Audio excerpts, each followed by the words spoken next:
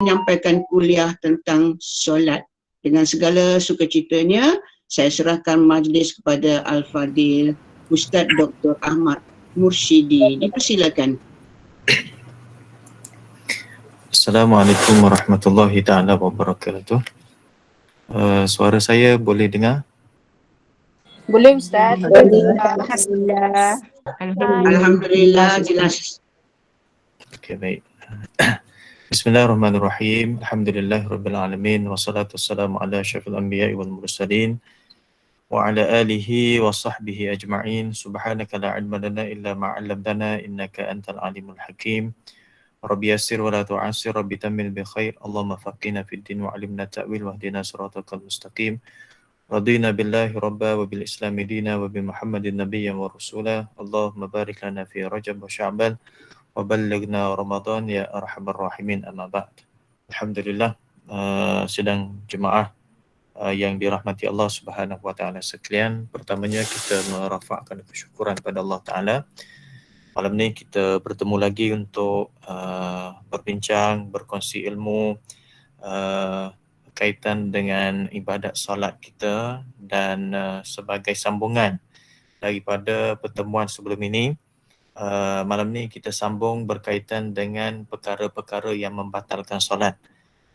Jadi tuan-tuan puan-puan yang dimati Allah Ta'ala sekalian, sebelum ni kita dah sebut tiga, kan? Tiga daripada 16 perkara yang membatalkan solat.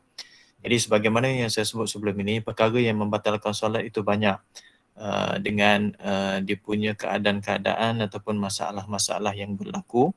Cuma daripada sekian banyak tersebut, ulama menyimpulkan 16 formula ataupun 16 perkara besar yang dikira sebagai perkara yang membatalkan solat untuk senang kita faham. Jadi nanti di bawah-bawahnya akan adalah isu-isu ataupun masalah-masalah yang berkaitan, maka hukumnya akan keluar adalah sama. Jadi tiga daripada 16 perkara yang membatalkan solat tersebut kita dah bincang. Saya ulang balik, yang pertama itu berkata-kata. Jadi sebagai ulangan, mungkin ada tuan-tuan puan-puan yang tak sempat dengan kuliah sebelum ini, sebagai ulangan secara ringkas supaya kita nampak kesinambungan perbincangan kita. Yang pertama kita sebut berkaitan dengan berkata-kata. Jadi berkata-kata ini banyak. Sama ada kita berkata-kata dengan sendirian ataupun kita berkata-kata dengan cara bahasa yang kita bercakap dengan orang. Dan juga dalam konteks berkata-kata ini ada juga perkara yang disebahkan kepada berkata-kata tetapi dia asalnya adalah doa. Tetapi dia boleh menyebabkan batal sembahyang kita. Kerana apa? Kerana doa yang dibaca tersebut doa yang dituju secara khusus. Doa yang dituju secara khusus kepada orang-orang tertentu yang dekat dengan kita ataupun yang jauh daripada kita, kan? Sebagaimana kita kata kita mendoakan orang bersin sedangkan kita dalam sembahyang, kan? Orang bersin kita kata yarhamkallah ataupun yarhamukallah, batal sembahyang kita. Ataupun kita tengok orang yang sakit, kan? Keluar daripada mulut kita kata syafakallah, mudah-mudahan Allah Ta'ala berikan kesembuhan bagi kamu, itu pun batal. Walaupun dia adalah doa, tetapi dia termasuk daripada berkata-kata. Kerana apa? Kerana dia adalah dituju doa tersebut kepada orang tertentu secara spesifik, maka dia boleh membatalkan. Itu dah kita bincang sebelum ni. Itu yang pertama, itu berkata-kata. Yang kedua, menambahi rukun fi'li dengan sengaja. Menambah rukun fi'li dengan sengaja. Rukun qauli macam mana? Rukun qauli tidak ada masalah. Cumanya ada di sana beberapa perbahasan di sisi ulama lah daripada rukun qauli. Bagi orang yang mana mengulangi rukun qauli, adakah boleh atau tidak? Maka ulama mengatakan boleh. Contoh, kita dah baca suratul Fatihah. Bila mana kita baca surah Fatihah, habis surah Fatihah tersebut, mungkinlah kerana kita dengar imam baca surah selepas Fatihah tu surah panjang. Jadi disebabkan lama kita tunggu, kita rasa macam Fatihah yang kita baca tu mungkin tak berapa nak tepat, atau kita rasa sedikit ada keraguan, maka diulang balik. Kita dah tahu bahawa sah, cukup dah Fatihah kita, tapi rasa macam nak ulang balik. Di sana ulama mengatakan ada pendapat yang mengatakan boleh, tidak ada masalah. Tapi kalau kita syak atau kita ragu-ragu berkaitan dengan bacaan daripada rukun qauli tersebut, wajib kita ulang baliklah, terutamanya Fatihah tadi ataupun dengan bacaan tahiyat. Di sini daripada sudut penambahan rukun qauli tidak ada masalah. Yang menyebabkan batal adalah bila mana ditambah rukun fi'li. Itu pun ditambah dengan sengaja. Itu pun sekiranya ditambah dengan sengaja. Jadi kalau sekiranya tidak sengaja mungkin kerana lupa atau mungkin kerana jahil, maka tidak ada masalah. Mungkin ada situasi imam ini dia sembahyang 5 rakaat. Imam sembahyang 5 rakaat. Jadi makmum yang belakang itu jahil. Tak tahu nak buat macam mana, tak reti, maka dia ikut saja. Pada masa tersebut. Dia tak tahu bahawa kalau dia ikut tersebut boleh menyebabkan batal. Dia ingatkan tak batal. Sebab apa? Sebab ikut je imam. Maka pada masa tersebut tak jadi batal lah. Sebab apa? Sebab dia berlaku di atas kejahilan. Satu pendapat ulama mengatakan. Jadi sebab itu kita kena belajar. Kalau jadi macam tu nak buat macam mana. Kan? Jadi menambah kaedahnya, menambah rukun fi'li dengan sengaja, maka termasuk daripada perkara yang membatalkan solat kita. Yang ketiga kita bincang dalam pertemuan sebelum ini iaitu melanjutkan atau memanjangkan kedudukan pada rukun yang pendek. Rukun pendek iaitu pada i'tidal dan ketika mana duduk bacaan tahiyat awal tu kan, ataupun duduk antara dua sujud. Rukun tahiyat awal duduk antara dua sujud. Jadi ini rukun pendek. Bila mana rukun pendek jangan dipanjangkan, dilamakan kedudukan kita kat situ. Berbeza pada rukun panjang. Rukun panjang apa dia? Iaitu rukuk dan juga sujud dan duduk tahiyat akhir. Itu rukun panjang. Maka di sana dibolehkan untuk kita panjangkan kedudukannya. Okey, itu yang kita bincangkan. 3 perkara yang membatalkan solat kita. Baik. Kalau sekiranya tak dengar atau terputus, minta bagi tahu sebab hujan kawasan saya ni. Baik. Yang keempat. Alhamdulillah, elok dengar elok. Okey, alhamdulillah. Baik, perkara yang keempat. Perkara yang membatalkan solat yang keempat iaitu melakukan sesuatu perbuatan yang keji. Melakukan sesuatu perbuatan yang keji. Baik, istilah perbuatan yang keji ini dalam fiqh ini jangan kita faham sebagaimana fahaman kita perbuatan keji itu perbuatan yang jahat. Kan? Perbuatan keji di sini adalah perbuatan yang mana tidak termasuk daripada perbuatan yang solat yang kalau kita buat nampak jelik sangat. Contoh apa dia? Contoh melompat. Dalam sembahyang, melompat. Dalam sembahyang kita pergi melompat. Atau dalam sembahyang itu kita nampak perbuatan seumpama memukul sesuatu. Kan? Ataupun mungkin di bahu kita ni ada kain, kain ridak atau orang lelaki contoh kain.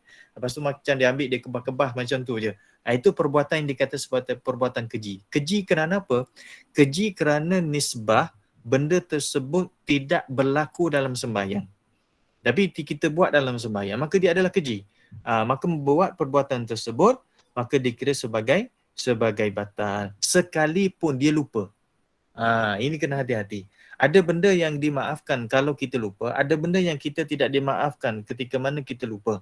Asasnya benda yang lupa tersebut biasanya adalah dimaafkan. Nisyan ni kerana lupa. Tetapi daripada sudut hukum berjalan atau tak berjalan, itu kena tengok permasalahan hukum lah. Macam tadi kan. Macam tadi kita kata ada berkaitan dengan berkata-kata. Kalau atau terlupa, terlanjur kata, maksudnya kita terkata, bercakap masuk keluar apa-apa perkataan, itu antaranya dimaafkan. Ataupun kita kata kita terlupa dengan beberapa huruf atau berkalimah yang pendek, maka dibolehkan. Maksudnya tidak batal sembahyang kita. Tapi kat sini, kalau melakukan perbuatan yang keji, contohnya melompat, kan?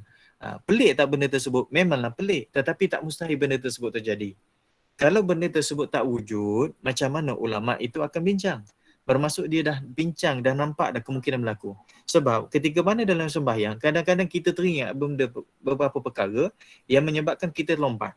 Ataupun mungkin sesuatu benda, binatang tu datang. Kan? Contoh, bila mana tengah sembahyang, tengok-tengok lipas datang. Laju je datang kat kita, kita melompat. Dalam keadaan kita terlupa bahawa kita tengah sembahyang. Sebab apa? Kerana takutnya atau geli kepada lipas tersebut, batal sembahyang. Batal kita punya sembahyang. Jadi melakukan perbuatan yang keji ketika mana dalam keadaan kita sembahyang itu, maka dikira sebagai batal walaupun dalam keadaan kita lupa. Hati-hati. Dan baik, itu yang keempat. Jadi biasanya benda tersebut mungkin jarang berlaku. Tapi kalau kita sembahyang dengan keadaan kita angkat satu kaki, macam mana? Sembahyang kita angkat satu kaki. Maksud kita berdiri di atas satu kaki saja. Bayangkanlah kan, kita berdiri tengah qiyam ni, sebelah kaki kita angkat, sebelah kaki ni kita berdiri di atas kaki kita. Adakah sembahyang kita batal? Adakah termasuk daripada perbuatan yang keji? Ni tak. Dia masih lagi dalam perbuatan yang mana sah sembahyang kita, tetapi perbuatan tersebut adalah makruh. Walaupun kita boleh berdiri dengan dua kaki, tapi saja kita nak berdiri dengan satu kaki, maka sembahyang kita masih lagi sah. Tapi perbuatan tersebut adalah makruh. Dia tidak termasuk dari perbuatan yang keji. Perbuatan yang keji ini cara kita nak faham. Perbuatan tersebut adalah perbuatan yang kita kata nampak biasanya kalau orang sembahyang orang takkan buat benda tersebut. Biasanya untuk buat sembahyang, seumpama melompat ke, ataupun sama ada memukul sesuatu ke, kan? Ataupun kita duk kebas-kebas sesuatu pun, itu pun dikira sebagai perbuatan yang keji. Okey. Itu perkara yang keempat. Perkara yang kelima, melakukan perbuatan yang mana bukan jenis dalam sembahyang dengan pergerakan yang banyak. Melakukan perbuatan yang bukan daripada jenis sembahyang dengan pergerakan yang banyak. Jadi pergerakan dalam sembahyang kita kena faham. Pergerakan itu kerana kita bergerak daripada satu rukun kepada satu rukun, ataupun perbuatan tersebut berlaku kerana dia memang kita lakukan dan dia tidak termasuk daripada kiraan untuk pergerakan dalam sembahyang. Sebab tu dia kata kat sini, yang kelima, membatalkan sembahyang kita kalau kita mengerjakan sesuatu perbuatan yang lain daripada perbuatan sembahyang dengan pergerakan yang banyak pada uruf. Pada urufnya maksudnya pada perkiraan adat semasa. Ini yang kita kena ada sedikit penambahan ataupun catatan supaya kita jangan cepat untuk kita judge ataupun kita hukum orang ni sembahyang dia dah batal. Baik. Yang pertama kita faham dulu. Bila mana kita sembahyang, pergerakan dalam sembahyang kita akan ada. Sebab apa? Sebab kita sembahyang mesti bergerak. Cuma pergerakan tersebut kita kena faham mesti sebagaimana yang diajar oleh Nabi SAW. Maksud bergerak tersebut. Contoh, bila mana kita dalam keadaan qiyam. Jenis orang ni, setengah-setengah ni, bila mana dia dalam qiyam. Tengah sembahyang ni, tengah qiyam. Jenis bergerak macam mana? Bergerak macam ni. Mungkin kalau nampak dia gambar saya kan. Bergerak ni maksud dia bergerak. Uyuh hayang. Sedangkan dia tengah baca. Jadi pergerakan tersebut adalah bukan pergerakan sembahyang. Kena hati-hati. Ataupun pergerakan kepala. Kan? Leher kita ni, tengkuk kita bergerak sekali. Kita baca Quran. Kita tengah baca Quran. Pergerakan kepala kita. Contoh, sebab kita tengok Syekh Arab tu baca, bergerak sekali kepala. Khusyuknya baca. Kita pun baca juga, bergerak juga kepala. Kononnya khusyuk lah. Jangan duk tiru main-main, tuan-tuan. Jangan duk tiru main-main. Sebab apa? Sebab di sini ada perbahasan hukum di sisi mazhab. Jadi kalau macam tu kita ambil mazhab yang boleh lah. Jangan. Perbuatan tersebut kena kira daripada kedudukan mazhab Syafi'i dahulu. Jangan nak cepat ambil mazhab lain. Saya tak kata mazhab yang salah. Semua mazhab betul dan setiap daripada mazhab tak boleh berhujah. Kita nak kata mazhab Syafi'i betul, mazhab lain kurang betul. Tak boleh. Semua mazhab adalah betul. Cuma kaedah kita. Okey, contoh. Kita tengah baca sembahyang. Bila mana kita tengah dalam sembahyang tersebut, tengah baca, pergerakan kepala kita tu bergerak tanpa kita sedar dengan pergerakan yang sedikit. Mungkin bergerak sedikit macam tu, 2-3 kali. Setengah ulama' dalam mazhab Syafi'i kata tak apa. Sebab apa? Mungkin dalam keadaan kita tidak sedar. Pergerakan yang tidak sedar. Tetapi kalau pergerakan itu jelas terlalu banyak dan berulang-ulang kali, dia boleh menyebabkan batal. Walaupun kita tengah baca surah ketika itu. Kerana mungkin nampak khusyuknya. Cerita baca ayat berkaitan dengan azab. Nampak macam geling-geling kepala. Kan? Ataupun dalam keadaan tubuh kita tuyul hayang nampak bergerak. Ini boleh menyebabkan batal. Tuyul hayang ni banyak saya nampak, saya perhatikan. Kadang-kadang berlaku bila mana kita duduk dalam keadaan qiyam dan juga ketika mana kita duduk antara dua sujud atau bacaan tahiyat. Dua antara sujud mungkin tak nampak sangat tapi bacaan tahiyat. Tubuhnya bergerak. Kanan kiri. Hati-hati. Ini bukan pergerakan dalam sembahyang. Bila mana pergerakan bukan pergerakan sembahyang, bukan pergerakan solat, maka dia boleh menyebabkan kita batal. Kalau pergerakan itu banyak. Kena ada catatan, kalau pergerakan itu banyak. Jangan terus kita kata, terus batal. Jangan. Sebab dia ada kaedah dia. Okey. Faham Jadi bila mana kita turun kepada sujud, kita turun kepada rukuk, kita bangun kepada i'tidal, di sana ada pergerakan-pergerakan pada tubuh kita yang perlu kita jaga, jangan sampai ada pergerakan luar. Dan adakah dilarang semua pergerakan selain daripada pergerakan dalam sembahyang ketika mana kita duduk sembahyang tak boleh bergerak langsung? Maksudnya tak boleh menggaru ke? Tak boleh untuk kita tutup telefon ke? Sebenarnya benda tersebut boleh tapi dengan kaedah. Dengan kaedah dan dengan caranya. Baik.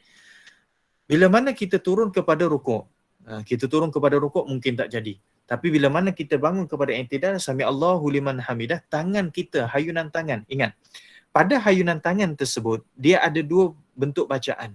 Sebab tu kita jangan terus baca bahawa benda tersebut terus salah. Bukan kaedah sekarang kita nak menghukum orang sembahyang salah. Orang sembahyang itu tak betul. Orang sembahyang itu tak sah. Kita nak betulkan sembahyang kita dahulu. Baik. Hayunan biasa terjadi bila mana pada kedudukan i'tidal. Saya nak sebut tempat-tempat yang biasa terjadi. Tadi antara bentuk-bentuk yang berlakunya tempat perbuatan yang luar daripada perbuatan solat. Jadi seterusnya bila mana kita i'tidal sami Allahu liman hamidah, tangan kita tu kadang-kadang berhayun. Hayunan tersebut adalah hayunan kita lepaskan dengan cara sengaja, ataupun hayunan tersebut adalah hayunan yang asasnya memang dia akan bergerak sedikit. Sebab apa? Sebab tangan kita kan panjang. Jadi bila mana di dalam keadaan panjang, mungkin dia bergerak sedikit. Pergerakan tersebut adalah pergerakan yang kita kata pergerakan asas. Sebab memang duduk macam mesti dah bergerak sikit, takkan keras macam tu. Lain kita keraskan dia, kita hentikan dia. Mungkin dalam keadaan macam tu dia ada sedikit bergerakan, itu dimaafkan. Tapi kalau hayunan dibiarkan berlaku, di sini boleh menyebabkan batal. Ini kena hati-hati. Dan di sini kena hati-hati. Baik. Jadi itu yang pertama. Itu perbuatan yang luar daripada perbuatan sembahyang. Yang kedua, ukurannya adalah banyak. Bila mana kita nak ukur benda tersebut banyak, mazhab Syafi'i, dia mengira banyak sebagaimana kiraan asas dalam bahasa Arab adalah 3 kali. 3 ke atas dikira sebagai banyak. 1, 2 dia tak kira banyak lagi. Tapi kalau 3 ke atas, maka dikira sebagai banyak. Baik, contoh kita bergaru. Kita bergaru, katal. Kita dalam keadaan qiyam. Kita gatal dekat kepala kita. Bila mana kita angkat tangan dengan niat memang kita nak garu. Niat nak garu tempat yang gatal tadi tu, itu dikira sebagai perbuatan yang luar daripada sembahyang lah tu. Kan? Jadi bila mana perbuatan luar daripada sembahyang, maksud bukan perbuatan sembahyang, maka kena jaga jangan sampai 3 ke atas. Kalau masih lagi dalam keadaan 2, tidak ada masalah. Contoh, daripada keadaan qiyam, contoh saya qiyam. Tangan saya duduk kat dada saya, dekat perut saya, maka saya angkat. Bila mana saya angkat, saya letak kat sini. Saya gatal ni dekat telinga saya ni, kat rambut kawasan telinga. Saya angkat, saya letakkan tangan saya berhenti kat sini. Itu baru satu pergerakan. Kan? Tapi kalau saya angkat, saya terus garu. 1, 2. Garu bawah ke atas, nampak 2. Tapi dia jadi 3. Sebab apa? Dia kira bermula daripada kita mula angkat tangan tadi tu. Kira mula angkat tangan tadi tu. Ada cara kira dia. Cara yang kedua kata, cara kiranya, kalau saya angkat tangan, terus saya garu, 1, 2. 2. Tengok kiraan cara kira. Cara kira pertama, angkat tangan, 1, 2, 3. Maksudnya direct, tanpa henti, direct. Cara kira yang kedua, masuk angkat tangan terus garu. 1, 2. Angkat tangan dengan garuan yang pertama itu masih lagi dikira 1. Itu ada juga cara kiraannya. Jadi cara yang paling selamat sekali, setiap kali kita angkat, jangan terus garu. Berhenti dulu tempat tersebut, dan kalau kita nak garu, hanya menggunakan jari-jari kita. Baik, pergerakan, saya lupa nak sebut. Ini pun dalam makluman kita lah. Memang kita dah tahu bahawa pergerakan yang dikira adalah pergerakan yang besar bagi anggota-anggota yang besar. Maksudnya pada tempat-tempat sendi yang besar. Pada anggota-anggota pada sendi-sendi yang besar. Pada pergerakan-pergerakan yang kecil, contohnya jari-jari kita, pergerakan kelopak mata kita, ataupun kening, orang yang duduk akak kening, ataupun hidung dia kembang kempiskan hidung dia, ataupun bibir dia digerakkan, dia bukan baca pun, dia gerakkan bibir dia, kan? Atau telinga, dia gerakkan telinga dia, ataupun dia gerakkan jari-jari kaki dia, itu dikira semuanya pergerakan kecil. Tapi adakah pergerakan kecil itu semuanya dibenarkan? Nanti kita akan cerita.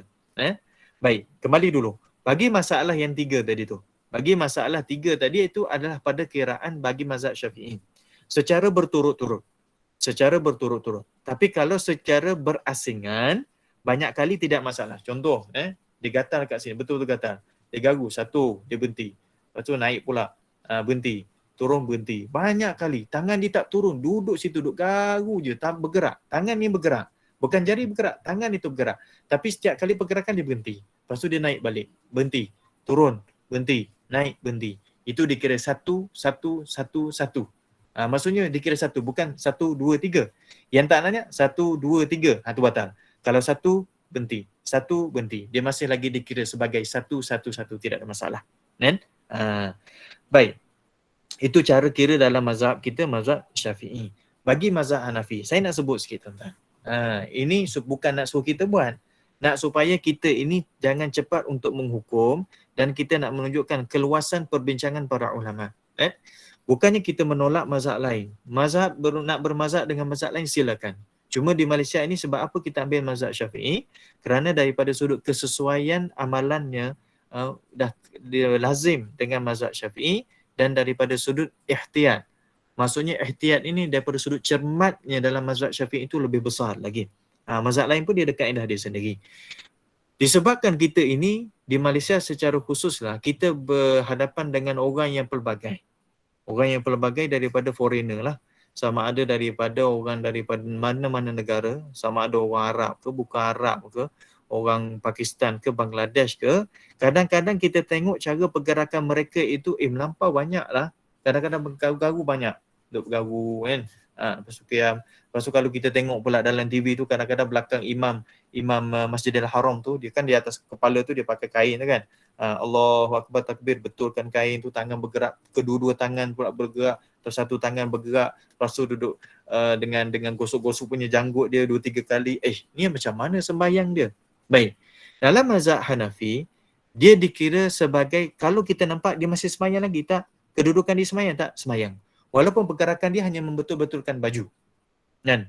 Sebab pergerakan dia dikira banyak tersebut, dia bukan kira dengan 3. Dia boleh kira lebih lagi dengan cara dilihat bahawa orang tersebut pada asasnya kita nampak dalam ruang lingkup masih sembahyang lagi tak? Ya, masih sembahyang. Tapi pergerakan tersebut bukan pergerakan solat kan? Ya, betul. Tetapi pada adatnya kita nampak banyak tapi kita masih lagi nampak dia masih lagi dalam sembahyang. Itu perkiraan pada mazhab Hanafi. Saya nak sebut supaya apa? Supaya bukan kita buat ni. Nak supaya kita tengok kalau ada mungkin orang foreigner lah terutamanya, yang mungkin dia orang ni datang dengan pergerakan yang sembahyang, jangan terus kita hukum bahawa sembahyang dia batal. Tetapi kalau dia jadi imam tak boleh. Kita jadi makmum kepada mereka. Kalau mereka buat perbuatan tersebut, nisbah bagi mereka adalah betul, sah. Tapi nisbah bagi kita adalah batal kalau mengikut daripada mazhab Syafi'i, kita wajib untuk niat mufaraqah. Kalau kita still ikut dengan dia, maksud kita ikut imam yang telah melakukan perkara yang membatalkan dalam solat. Kalau mengikut daripada mazhab Syafi'i. Itu dia dekat kaedah kalau kita berimam pula dengan orang macam tu, kan? Jadi supaya kita tahu, supaya kita tak awal untuk judge. Tapi kalau nak lebih detail, tanya dia orang, sebab apa kau buat macam ni? Sebab apa encik buat macam ni? Mazhab apa macam ni? Kalau dia kata, okey saya mazhab Hanafi, okey settle. Saya Syafi'i. Syafi'i kena betulkan lah. Syafi'i bukan macam ni. Dan Syafi'i macam ni. Okey lagi. Ini teguran kadang-kadang benda tersebut kita lihat berlaku dalam keadaan masyarakat kita. Kadang-kadang remaja. Kalau remaja kadang-kadang banyak kita nampak, tak remaja pun ada juga. Jenis pakai baju yang baju Allahumma salli Muhammad, jenis baju t-shirt ke macam biasa kan. Dia sembahyang. Bila mana sembahyang, dia rukuk. Sami Allahu liman hamidah. Lepas tu tangan turun kan. Bila mana tangan turun, boleh bayangkan dia betul-betulkan baju dia. Betul-betulkan baju. Perbuatan membetul-betulkan baju tu berapa kali tangan diterangkan. Sedangkan perbuatan tersebut adalah bukan perbuatan dalam solat. Dan bukan perbuatan dalam solat. Beza kalau sekiranya perbuatan dia kerana dia menutup aurat yang terbuka. Dia menutup aurat yang terbuka. Contoh saya bagi contoh. Okey. Dia pakai kain pelekat bawah daripada kawasan pusatnya. Kan? Lepas tu dia pakai macam baju Melayu. Saya sekarang pakai baju Melayu. Lepas tu kebetulan masa dia bangun tu daripada rukuk, Sami Allah liman hamidah, kerana kipas itu adalah kipas yang kuat mungkin, maka terangkat baju. Bila mana terangkat, nampak aurat dia, maka ditutup. Dia tutup dengan cepat, pergerakan dia mungkin 3 kali. Contoh pergerakan ditutup tu menyebabkan sampai 3 kali, masih lagi sah sembahyang. Sebab apa? Sebab dia menutupi aurat yang terbuka. Bukan sengaja dibuka, tapi aurat tersebut nampak. Maka wajib ditutup pada masa tersebut. Isu sekarang, kadang-kadang kita lihat orang lelaki lah khususnya, perempuan mungkin tak adalah sebab dia pakai kain telekong tu. Telekong Siti Khadijah contoh. Kan? Jadi bila mana dia bangun, Sami Allah liman hamidah, betul-betulkan baju. Masa dia betul-betulkan baju, pergerakan dia mungkin 3 kali atau lebih daripada 3. Batal sembahyang. Ini kena hati-hati. Kan? Kena hati-hati. Baik, itu cara kiranya. Baik. Macam mana lagi kalau sekiranya melangkah? Melangkah. Biasa melangkah ni kita nampak bagi orang yang mana nak membetulkan, nak masuk dalam soft. Mungkin kalau kita kata, saya contoh, bayangkan kalau sekiranya kita duduk dalam soft, kita soft yang kedua. Tiba-tiba orang yang depan kita ni dia batal. Jadi dia keluarlah. Jadi kita pergi masuk dalam soft tersebut. Kita masuk dalam soft tersebut dengan cara kita melangkah. Cara kiraan bagi orang yang melangkah, dia ada dua cara. Kan? Bayangkan, kita nak tunjuk ni susah lah sebab dalam bentuk online. Bayangkan tangan saya ni adalah kaki saya. Kalau tuan-tuan nampak. Sekarang saya duduk dalam keadaan macam ni, duduk dalam soft saya nak melangkah ke hadapan. Jadi cara kiraan yang pertama, saya melangkah 1, 2. Kaki kanan pergi 1, kaki kiri ikut. Jadi kira 2. Satu kiraan. Cara kiraan yang kedua, macam ni, iaitu 1, 1. Kaki kanan melangkah, maka kaki kiri ni ikut. Sebab apa? Sebab dia nak betulkan lah dalam keadaan kiam tu kan. Kaki kanan melangkah, maka kaki kiri pun ikut. Dikira 1. Sebab apa? Dia membetulkan kaki. Jadi langkahan pada kaki kiri tersebut dikira masih lagi 1. Jadi sebab tu kita tak boleh kata bahawa orang yang melangkah 1, 2, 3 macam tu, direct macam tu dikira sebagai batal. Sebab cara kiraan tersebut beza. Ini dalam mazhab Syafi'i. Jadi untuk selamatnya, kita pergi dengan cara satu persatu. Melangkah 1, 1, kita berhenti kejap. Melangkah 1, 1, berhenti kejap. Itu lebih selamat. Itu kiraan dalam bentuk kiraan bagi orang yang melangkah. Baik. Seterusnya pergerakan lagi. Pergerakan yang bukan dalam pergerakan sembahyang bagi anggota yang kecil. Tadi saya sebut, anggota-anggota kecil yang kelopak mata ke, kembang kempis hidung kita ke, bergerak telinga ke, bibir kita dia bergerak babak-babak macam tu kan. Kita buka mulut contoh. Macam tu kan. Ataupun kita muncung-muncungkan mulut macam tu. Tengah sembahyang kan, tak baca apa pun. Ataupun kita kelip-kelipkan mata kita. Sengaja kelip-kelip mata, angkat kening macam derok tu kan, contoh. Lepas tu jari kita bergerak kan. Itu semua pergerakan kecil. Adakah dia batal? Dia tak batal. Tetapi dia boleh jadi batal kalau sekiranya dia niat tala'ub. Apa dia niat tala'ub? Niat bermain-main. Saya ingat dalam pertemuan kita sebelum ini, ada soalan yang tanya berkaitan dengan orang yang mana sembahyang ketika mana bacaan tahiyatnya, jarinya digerak-gerakkan. Jarinya digerak-gerakkan tu. Jadi saya dah sebut sebelum ini, dengan perbahasan daripada hadis dan juga dalam mazhab dalam fiqhnya macam mana. Ada yang mengatakan boleh, tidak ada masalah kerana ada hadisnya. Tetapi dalam mazhab Syafi'i hanya bergerak sekali saja, iaitu ketika mana asyhadu alla ilaha illallah. Angkat sekali saja jari kita itu. Jadi kalau dia bergerakkannya, dia menggerak-gerakkan jari ini dengan niat bermain-main, batal sembahyang dia. Batal sembahyang dia. Niat main-main. Sama juga dengan kelopak mata. Setengah ulama kata boleh menyebabkan batal. Sebab apa? Sebab kita niat main-main. Sebab dalam sembahyang dia tak boleh main-main. Tapi kita niat main-main dengan pergerakan anggota tersebut. Jadi dia boleh menyebabkan batal. Hati-hati Ini pergerakan-pergerakan yang dikira dalam sembahyang. Kenapa pergerakan dalam sembahyang yang bukan daripada luar perbuatan sembahyang tadi kita kira sebagai batal? Apa hikmahnya? Antara hikmahnya supaya nak menunjukkan bahawa kita ini ada protokol ataupun prosedur tertentu yang kita ikut ketika mana solat. Kalaupun kita ini bersama dengan manusia dalam majlis-majlis tertentu, punyalah dengan protokol yang ketatnya, protokol yang agak sempurnanya. Kerana apa? Kerana memastikan majlis tersebut adalah majlis yang tepat. Majlis tersebut berjalan lancar, majlis tersebut kemas. Kalau orang yang duduk dalam perbarisan yang berpakaian uniform tentera dan seumpama dengannya, dalam keadaan bawah panas tersebut mereka masih lagi tetap berdiri. Dan kalau gatal pun mereka takkan garu. Kerana apa? Kerana jaga protokol dan juga kerana dia punya peraturannya. Jadi kerana benda itu kita boleh jaga, maka dalam sembahyang pun kita kena cuba jaga. Cuma dalam sembahyang taklah sampai tak boleh langsung, boleh. Tetapi dia ada kaedahnya yang dibenarkan. Sebab itulah dalam sembahyang jangan main-main nak bergerak. Okey, saya teringat. Satu lagi, tuan-tuan, puan-puan. Tuan-tuan, puan-puan, saya harap benda ni sampaikan kepada anak-anak kita secara khusus. Secara khusus anak kita yang anak lelaki yang simpan rambut panjang tu. Kadang-kadang tak terlalu panjang sangat pun. Tapi disebabkan panjang tu mungkin bergerak rambut dia tu. Tak adalah panjang nisbahnya sampai sampai menutup muka dan sebagainya. Tak ada. Ya, kan banyak style-style rambut sekarang sama belah tengah ke belah tepi, tak terbelah dan sebagainya.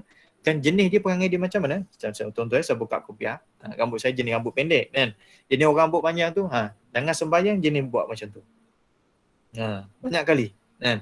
Kalau sekadar dilalukan sekali tak ada masalah. Berhenti, habis. Satu pergerakan, dua pergerakan.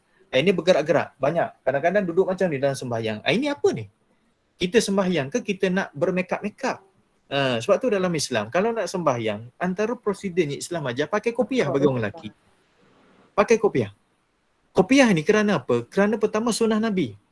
Sebab tu kalau boleh pesan, kalau rambut nak panjang, yang pertama panjanglah rambut, tak ada masalah, yang penting kemas. Kalau kena dengan sunnah Nabi, Masya Allah dapat pahala. Tapi masa sembahyang, jaga rambut jangan sampai pergerakan kita. Itu satu. Ini bukan ketika sujud. Ini satu perangai ni. Kadang-kadang kita tengok, sebab kadang-kadang dia bergerak macam tu. Buat rambut panjang. Rambut panjang. Pergerakan dia boleh confirm batal. Sebab apa? 3 kali berturut-turut. Angkat turun. Satu lagi ketika mana dia sujud. Kalau sujud mungkin tak berlaku saingan. Sebab pergerakan mungkin sekali. Masa dia sujud, bimbang rambut dia yang panjang tadi menutup kepala, dia pun tarik sekali. Dengan tarik macam tu dia letak, pergerakan tu masih lagi dalam keadaan 1 ataupun 2. Melainkan dia pergerakan dia tak jaga jadi sampai 3. Itu yang bahaya. Kan? Hati-hati minta pesan kepada anak-anak. Sebab benda ni saya maklumkan tuan-tuan. Kerana pengalaman saya nampak. Saya ni jenis suka perhati, bukan nak cari kesalahan orang. Kita nak sebarkan benda tersebut, kalau salah perlu kita maklumkan. Supaya apa? Ini medan dakwah kita. Jadi yang pertama daripada sudut betulkan baju tu banyak sangat saya nampak. Jadi kadang-kadang kita tak perasan perangai kita. Perangai kita tuan-tuan, kita yang mewujudkan perangai tersebut. Sampai satu ketika perangai tersebut tak wujud sebab apa? Sebab kita perasan, aku tak boleh buat benda macam ni. Contoh maaf. Kita jenis orang yang kadang-kadang kita suka jenis bergaru-garu kan, garu-garu jenis yang macam tu. Tapi bila mana kita duduk dekat orang, kadang-kadang kita cover benda tersebut kan. So ada perbuatan yang kita kena cover bila mana kita sembahyang. Tolong cover pergerakan-pergerakan tersebut. Antaranya betul-betulkan baju dan betul-betulkan rambut kita kan. Hati-hati dan mungkin kita boleh wawarkan benda ni. Benda yang boleh menyebabkan batal sembahyang kita. Okey, itu perkara yang kelima yang batalkan, iaitu melakukan perkara yang perbuatan yang luar daripada perbuatan sembahyang dengan pergerakan yang banyak, iaitu 3 kali dan lebih. Itu kiraan dalam mazhab Syafi'i. Okey, yang keenam, saya teruskan lagi. Perkara yang keenam yang membatalkan sembahyang kita adalah makan dan minum walaupun sedikit. Makan atau minum walaupun sedikit. Melainkan kalau sekiranya terlupa. Nampak tak? Ada tempat-tempat tadi dimaafkan kerana terlupa. Ada tempat-tempat tak dimaafkan. Pasal tak dia? Melakukan perbuatan yang keji. Contoh melompat. Walaupun kita terlupa, batal sembahyang kita. Tapi di sini, makan dan minum dengan sedikit itu kerana terlupa dimaafkan. Tapi tuan-tuan jangan bayangkan kita ambil kita masukkan dalam mulut. Bukan itu maksudnya. Sedikit. Sedikit tu bukan cara kita fikir. Sedikit tu pada maksud syarak. Salah satu yang betul sedikitnya adalah ketika mana makanan yang ada berbaki dalam mulut kita. Contoh, lepas daripada kita makan, rasanya dah berkomor kan? Rasa dah hilang dah. Kita pun sembahyang. Allahu Akbar. Tengah-tengah sembahyang tu tersebut, jadi tabiat kita ada benda yang terasa, lidah kita bergerak, ada makanan. Kita pun tolak dengan lidah kita, terus kita telan. Terlupalah. Tak boleh kan? Teruskan sembahyang. Masih lagi sah. Masih lagi sah. Ataupun kita minum air. Kita minum air ni yang jenis ada air, ikutlah air apa kan? Selain daripada kosong lah kan? Ataupun air yang ada rasa tu kan? Sebab tu bila mana kita nak sembahyang, kita kena berkumur kan? Tapi bila mana kita berkumur, kita sembahyang, masa tu ada rasa sikit. Kalau ada rasa manis-manis ataupun rasa perisa tersebut, jangan telan. Kalau kita tahu benda ni adalah boleh menyebabkan batal sembahyang kita, tak boleh telan. Maka kena keluarkanlah. Ataupun tahanlah. Tapi nak tahan sampai bila? Sebab kita nak baca lagi kan. Lainlah kalau sekiranya dalam poket tuan-tuan adanya kain ataupun ada tisu, ambil letakkan dalam tisu tersebut. Tisu tak boleh dalam poket sebab dia bukan najis. Dia bukan najis. Yang tak boleh ni bila mana kita telan.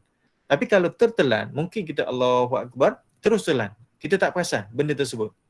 Tapi dengan jumlah yang sedikit tersebut dimaafkan kerana dia bercampur dengan air liur. Tapi walaupun bercampur dengan air liur sedikit, tapi kita tak terlupa, alah tak apa, sikit je, telan je lah.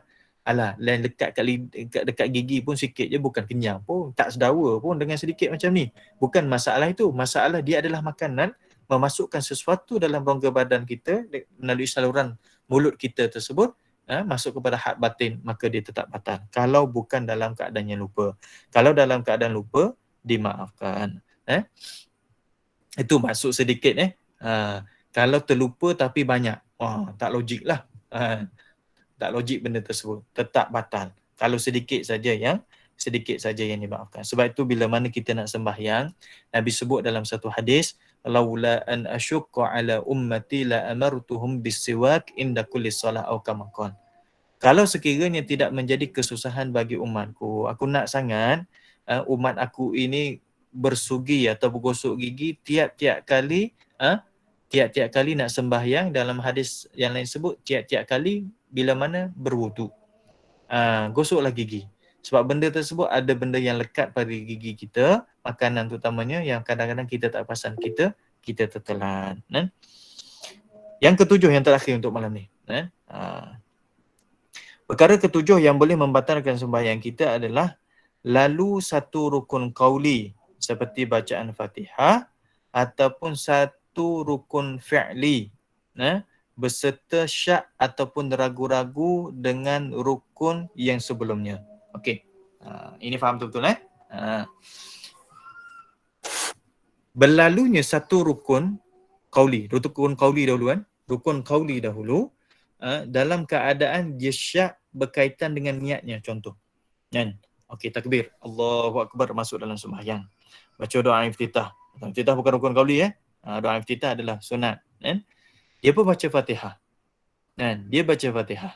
Bila mana dia baca Fatihah tersebut, dalam Fatihah duk baca Fatihah tadi, aku tadi masa niat tu cukup tak syarat.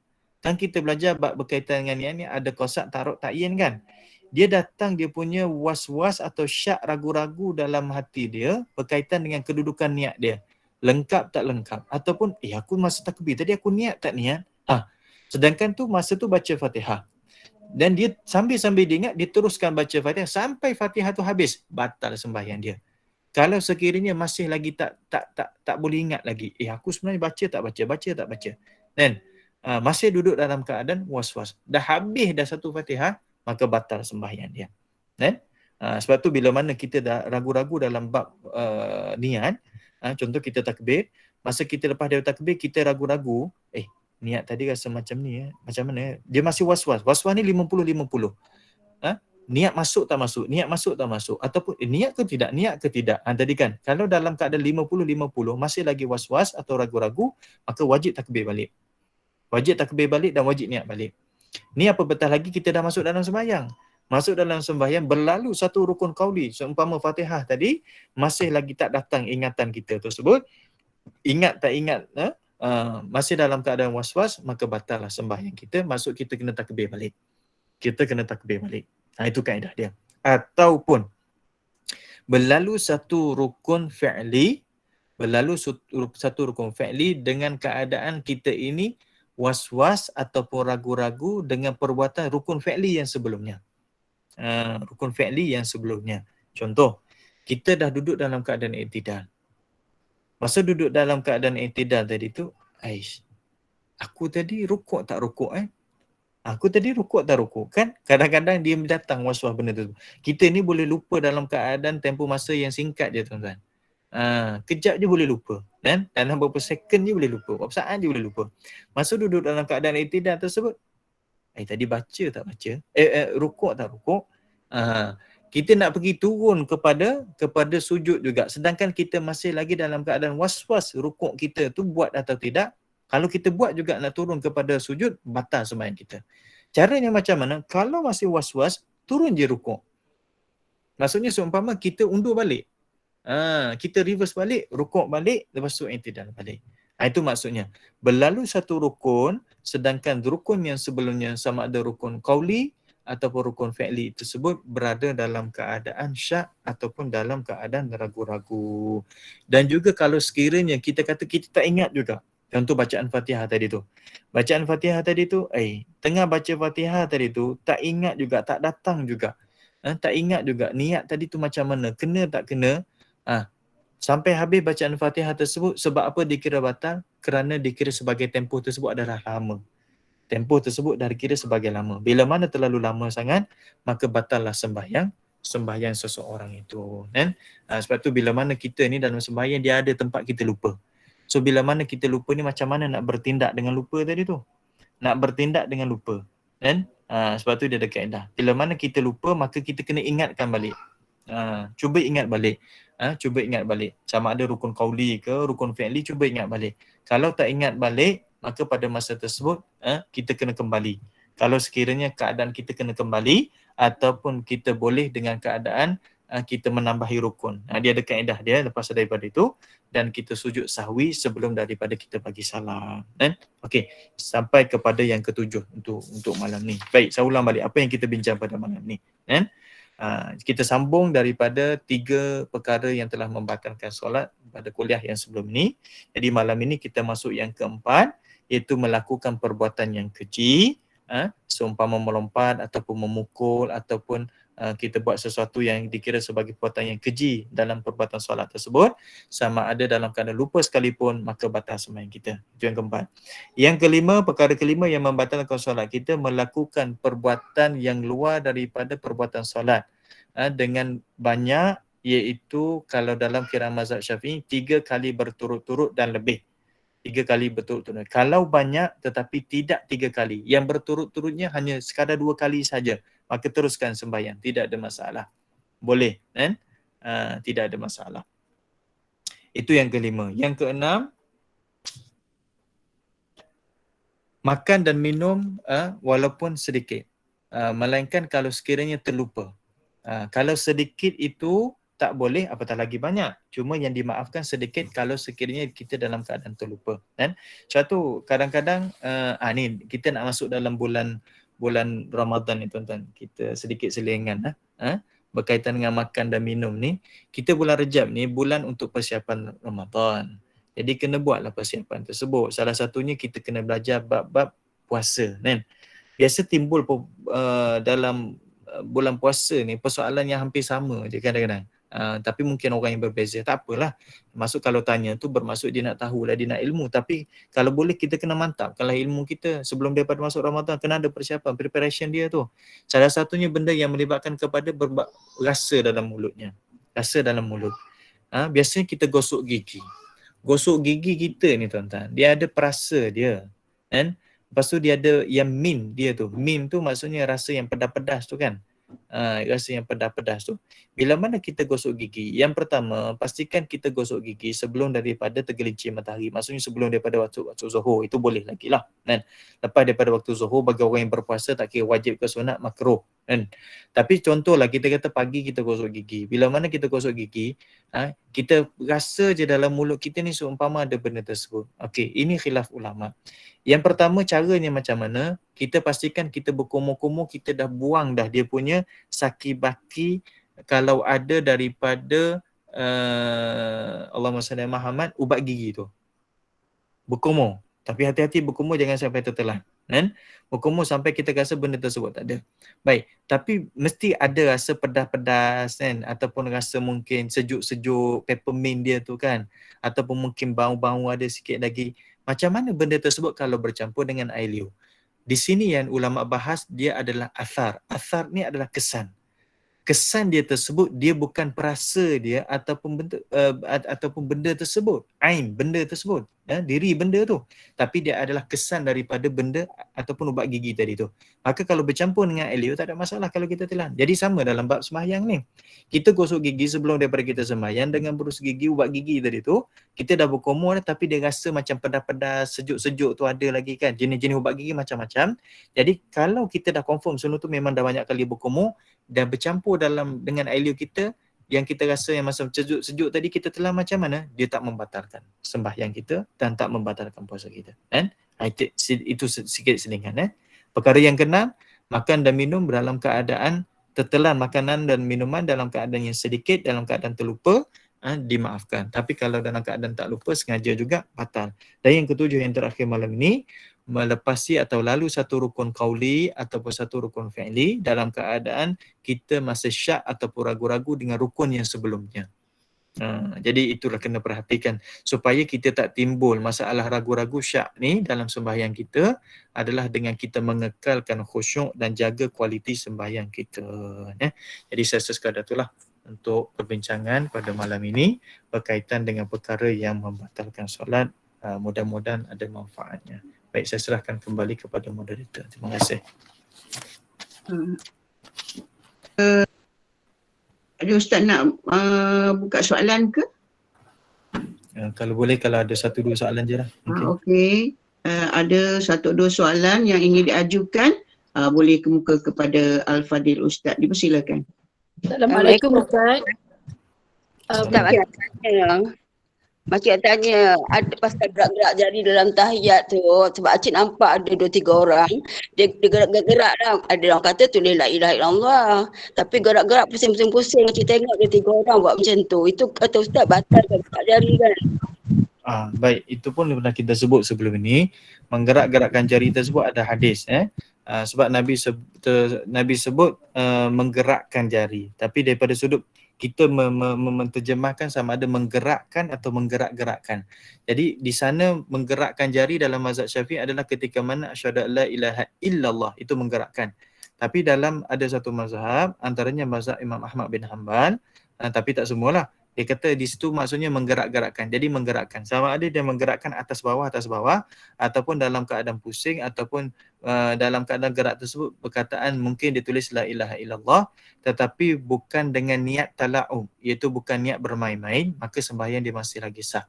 Tapi kalau dia menggerak-gerakkan tangan jari dia, bukan tangan, jari dia, ketika mana bacaan tasyahud dengan niat main-main, main-main gerak-gerak macam tu, batal sembahyang. Allahuakbar. Terima kasih Ustaz.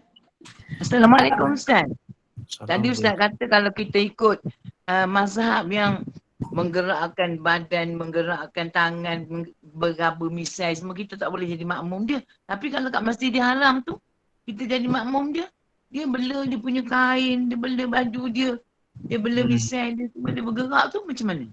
Baik, yang pertama, adakah kita nampak benda tersebut ketika mana kita jadi makmum kepada dia? Kita kena tengok kat situ. Kita tak boleh ukur ketika mana ukuran kita tengok dalam video.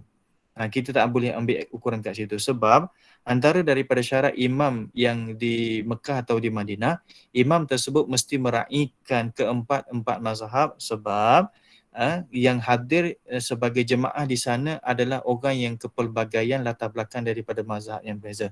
Jadi mereka ini walaupun mungkin kita kata contoh, kita tak kata dia mazhab spesifik mazhab ini, tapi contoh, kalaupun dia orang ini mazhab Hanafi, mereka meraihkan mazhab lain dengan cara perbuatan-perbuatan yang dalam sembahyang dia bersudut membatal dan sebagainya. Kalaupun mungkin mereka itu mazhab Hambali, pun mereka juga meraihkan. Itu kaedah dia.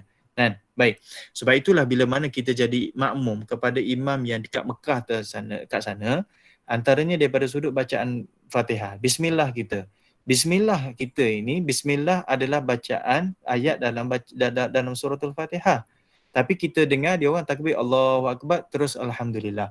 Di sana sebenarnya mereka baca bismillah. Sebab itu antara syarat. Antara syarat sebab mereka kena meraihkan. Cuma mereka bacanya tak kuat. Sama juga daripada sudut pergerakan tadi tu. Kalau pergerakan tersebut, kita nampak secara jelas ketika mana kita jadi makmum. Sebab bila mana kita jadi makmum, kita boleh melihat kepada imam daripada sudut pergerakan imam daripada satu rukun kepada satu rukun.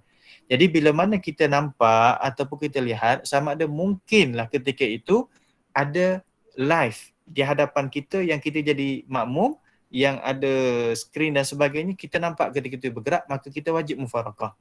Kalau kita yakin pergerakan itu adalah 3 kali berturut-turut. Kalau dibiarkan dalam keadaan kita tidak mufarakah, maka sembahyang kita batal. Kita tak boleh ukur pada awal. Kita kena ukur ketika mana perbuatan ibadat sembahyang itu berjalan. Contoh, bila mana kita sembahyang, dalam sembahyang itu kita nampak. Kita tak boleh ambil ukuran yang sebelum daripada itu. Itu kaedahnya. Tapi kalau sekali kita tidak nampak, maka berpeganglah pada kedudukan. Satu lagi kaedah, kita nak ikut imam ni, dalam iktikad hati kita, kita yakin bahawa sembahyang imam tu betul. Kalau kita tak yakin bahawa sembahyang imam itu tak betul, maksudnya salah, tak kena dengan cara sembahyang dia, maksud dengan pergerakannya, sembahyang kita daripada awal tidak sah. Daripada kaedah kita, dia panggil syarat kuduah. Syarat kuduah. Jadi kaedahnya senang, selagi mana kita tidak nampak, kita berpeganglah bahawa sembahyang imam itu adalah sah dan betul dan layak untuk kita ikut. Melainkan bila mana kita nampak saja. Wallahualam. Terima kasih Ustaz. Assalamualaikum Ustaz. Satu soalan saja. Saya nak Salam. tanya, adakah batal solat kita? Contohnya kalau kita menangis tersedu-sedu semasa solat, bahu kita kan bergerak. Bahu tu dianggap sebagai anggota besar ataupun anggota kecil? Itu pergerakan besar tu. Itu pergerakan besar. Tapi kalau sekiranya biasanya disebabkan kita menangis, itu bukan dalam kawalan kita. Dia ada satu lagi pergerakan yang mana dia panggil pergerakan yang luar kawalan. Pergerakan yang luar kawalan. Bila mana pergerakan yang luar kawalan, maka dia tidak dikira ataupun dia dimaafkan dalam agama kita. Kan? Jadi kalau sekiranya sampai bergerak tu, memang kita tak boleh kawal sebab dalam keadaan kita menangis, maka kita duduk dalam keadaan masih lagi sembahyang kita sah. Okay, terima kasih Ustaz. Jadi cukup dulu ke? Okey. Saya nak tanya satu. Ya. Macam ni, masa ambil air sembahyang terlupa kata ada letak krim sebab kena iron. Lepas tu bila dah habis semua baru terasa macam benda lendir tangan tu. So nak ambil semula daripada semua ke atau start daripada tangan saja ke? Macam mana? Masa nak ambil sembahyang tu kan tak ingat kata letak krim dekat tangan tu. Jadi lupa lah nak cuci lah krim tu. Tapi bila dah selesai, dah basuh kaki baru terasa tangan tu melekit-lekit. So nak balik mula daripada muka ke start daripada tangan saja ke? Okey. Krim ataupun alat solek, dia banyak jenis. Yang ni kena tanya orang yang pakar lah. Saya pun tak pakar juga. Ya, kaedahnya ada alat solek, yang jenis-jenis alat solek, apa saja alat solek ataupun jenis-jenis krim yang menghalang air sampai kepada kulit kita. Ada yang mana dia tidak menghalang. Tapi cara yang paling selamat sekali bagi perempuan, kaum hawa yang pakai benda tersebut, kalau boleh buang dahulu, bersihkan supaya sampainya air tersebut dengan yakin. Contoh tadi yang puan tanya, contoh krim lah. Sebab bila mana kita rasa berlendir tersebut, dia dalam keadaan dua. Mungkin air tersebut sampai, mungkin air tersebut tak sampai. Jadi kita pada expectation kita rasa mungkin tak sampai. Jadi kita beratnya pada kedudukan tak sampai, caranya macam mana? Adakah kita kena mula daripada awal? Okey, tengok. Air sembahyang kita selagi mana dalam keadaan masih lagi basah pada anggota-anggota wuduk kita. Dia masih lagi tak putus mualat. Contoh, dah basuh muka, basuh tangan sampai kaki semua. Lepas tu sudah tersebut, habis tangan ni masih lagi banyak lah dengan dia punya mungkin krim dia masih terasa lagi. Kita kata, ni tak rata ni kan. Caranya macam mana? Tak perlu basuh muka.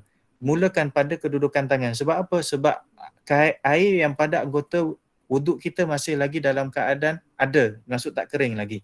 Beza kalau sekiranya kita dah ambil air semayang apa semua kan, lepas tu dah siap pergi jalan-jalan tu, mungkin masuk bilik ambil kain dan sebagainya, dah kering dah sedikit. Mungkin pada tangan kita pun dah kering, mungkin sampai, lepas tu kita pergi kat cermin dulu, betul-betulkan pakai tudung bagi orang perempuan, adalah kesan daripada mungkin kita punya, perempuan punya alat solek tadi tu, ni tak rata ni macam mana. Anggota semua dah kering dah.